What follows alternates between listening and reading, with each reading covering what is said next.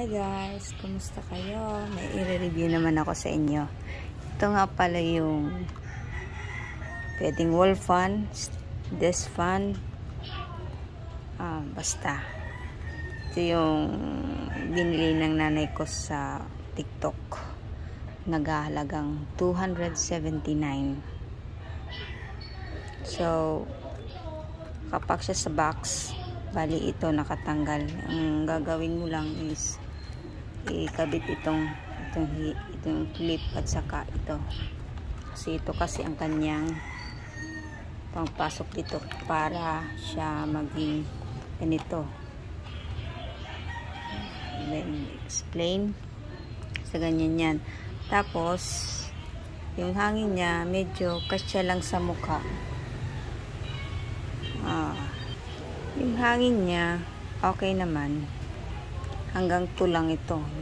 Yun ang 1. Saka ito yung 2. Medyo malakas-lakas naman ang konti, nire-remove ko yan. Ganyan po kalakas ang kanyang hangin, hanggang sa mukha, hanggang dito sa ano ko, sa leeg. Kaya yung hangin niya.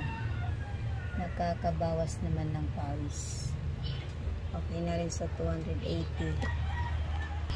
Saka umiikot din ito. Ganyan mo lang ito. Press mo lang ng ganyan baba. Tapos kahit ganyan yan, naka-desk fan lang, hindi naman siya natutumba. Kaya naman sa mukha.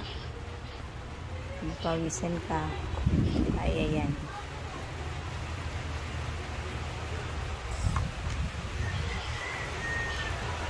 Tapos dito rin yung pag-off.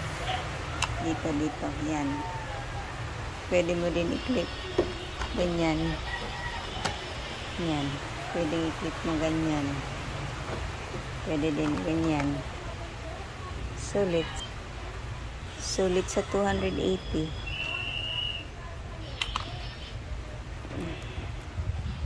Kaya guys, baka may bala kayong bumili. Huwag niyong asahan na yung lakas ng hangin niya iaabot sa buong katawan. Hindi. Okay, thank you guys. Thank you for watching. Bye-bye.